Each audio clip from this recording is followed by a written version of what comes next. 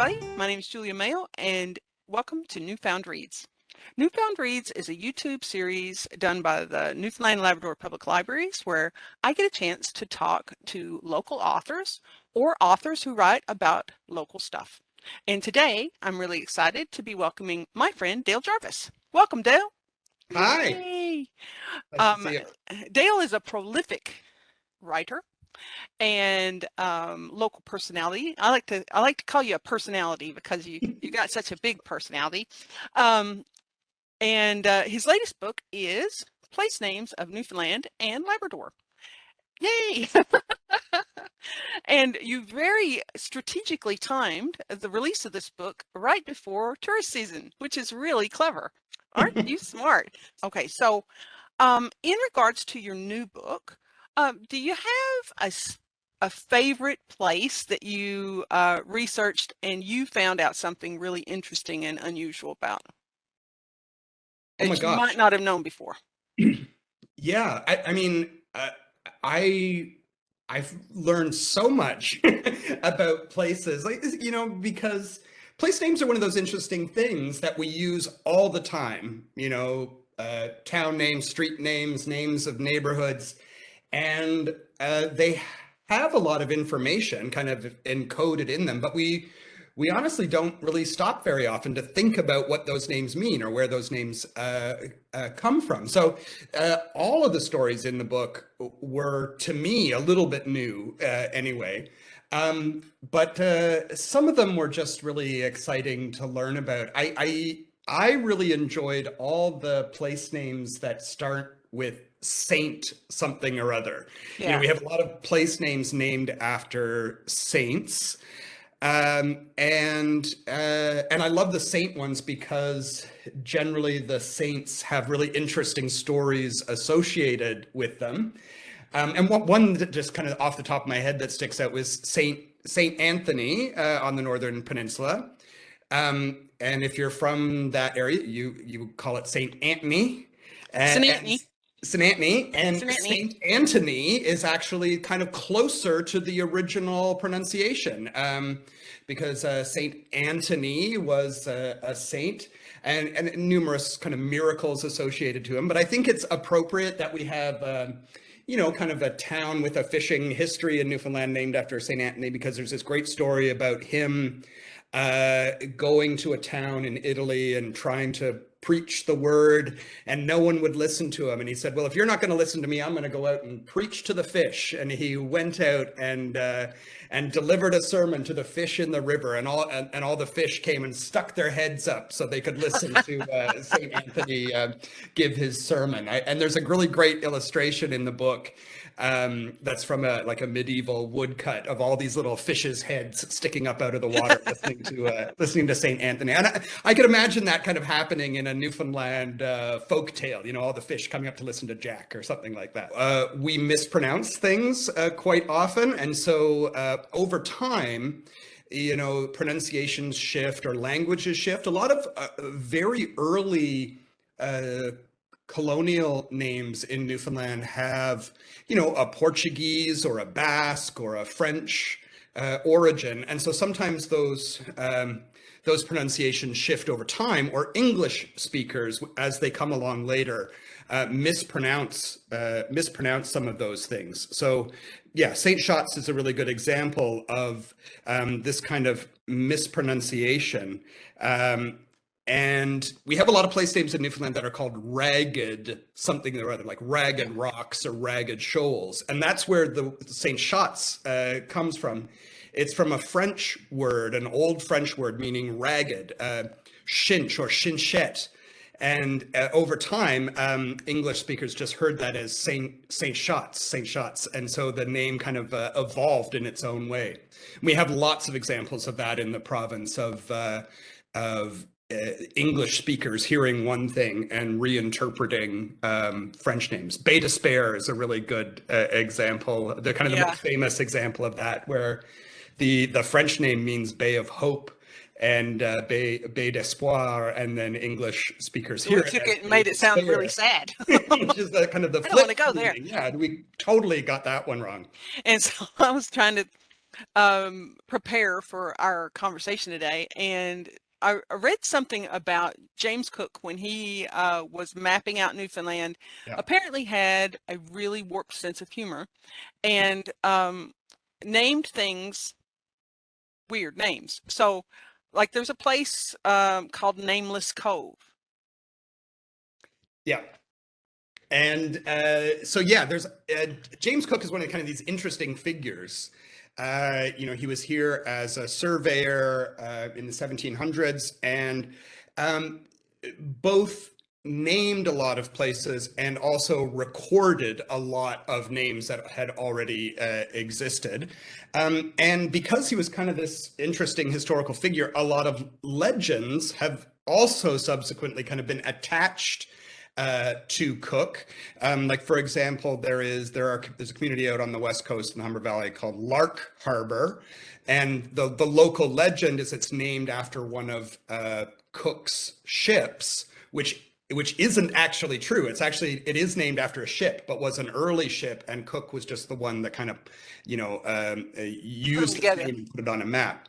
So Nameless Cove, yeah, is a really good example. And one of the funny stories that I've heard about Nameless Cove is that it had a name, and there was in the early 20th century, late 19th century, as post offices developed across the province, across the island at that point, there was a real push to organize names because we had a lot of duplication of names. So if I was writing a letter off to Small Point, that might end up in one of 8 different small points Wow. in Okay. Newfoundland.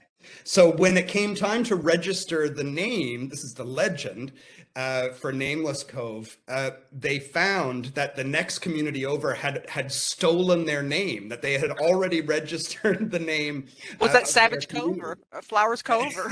Somewhere there, yeah. And so they went by Nameless Cove after that. And one of the other interesting kind of names that is associated with Cook, he did a lot of mapping on the northern peninsula and as well on the south coast of Newfoundland. Flowers Cove on the northern peninsula is a good example. In Cook's record, it's actually listed as Flour, Flour, like the flour that you would make Oh, bread with, yeah, instead of flowers, the the plant. Yeah. growing plants, and part of the and one of the explanations was that there's a space there where the water is very rough under certain sea conditions, so it's kind of frothy and white, so it looks like Flower. flour instead of. Oh, And okay. so in some very early maps, it's written as Flower Cove, but then I guess people hearing the name, kind of again not really knowing how to spell it, they started to call it Flowers Cove. And there was also a family name of Flowers, so I think it just kind of made sense that the name Flowers Cove evolved in that way, and that happened all the time with That's Newfoundland. really interesting how a name can start out as one thing, and through people hearing and saying in regular conversation in the way that they say it, it becomes something else. Okay. Yep. In addition to having books like this with informational things, you also have books about ghost stories and fairies and folklore and that sort of thing. And I know that your background is in folklore, that you did your master's of folklore at Memorial. But my question for you is, have you ever thought about writing something else? Like thrillers or mystery or something entirely different? Have you ever? Uh, that's a good question. I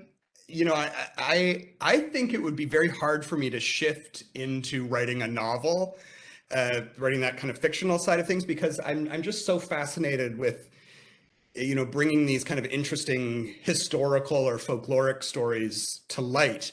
And I guess my style of writing has kind of evolved to write these kind of short pieces. I think writing a full length novel would be an absolutely It's terrifying. terrifying. I mean, maybe someday, but I just find as I'm doing this kind of work, the more research I do on this kind of project, on something that's more kind of folkloric or historical, I just keep finding more and more information about different things. So, as I'm writing, as I was writing the place names book, there's other little stories that I would find, and the last book that I wrote, which was, a little quirky news story for every day of the 365 year. days. Yeah. When I was doing that, like sometimes I would find 3 or 4 little quirky stories for each day of the year. So there's all kinds of really interesting material out there that I love sharing with people. So I think I've got a lot of work to do before I'm ready to shift over into another style of writing. Excellent. Okay, that's good to Never hear say because never. we really enjoy your stories. Now, my last question is, so in terms of folklore, we have many mythical creatures that call Newfoundland home. Do you have a favorite? Mythical creatures. Oh my Yeah. goodness. This is a whole other realm of things that I'm fascinated on, and maybe that's a future book, just on mysterious beasts of Newfoundland. Um, I have a real interest in uh, I guess very, very local stories. So we sometimes, we hear about the old hag, and we hear about Mm. fairies, and we hear about sea monsters, and I'm interested in all those things. But what I'm most interested in are the stories that really only exist in one Unique. community, Yeah. or which have very specific localized versions. So in one of my previous books, Haunted Ground, I wrote about kind of an urban legend from Glovertown about red eyes. There's an abandoned mill there, and it's supposed to be haunted by this ghostly creature that has glowing red eyes. And it's one of those stories that if you're from the community and of a certain generation, you immediately know that story.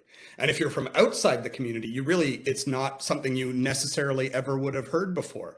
So those kinds of stories I am really fascinated by. In terms of the creature that's kind of occupying my mind at the moment, we have there are some interesting local stories about a character known as Spring-Heeled Jack.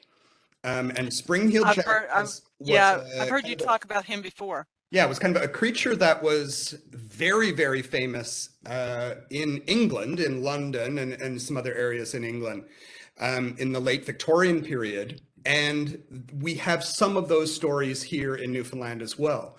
And there's been a little bit of writing here and there, but no one's really delved into the history of Spring-Heeled Jack in Newfoundland. So that's probably a future project of mine as well, is to So hopefully study that's a little hint of more things to come more to from Dale come. Jarvis. Yeah, Yeah. absolutely. Well, thank you so much for spending a few minutes with me and talking about your new book and place names in Newfoundland.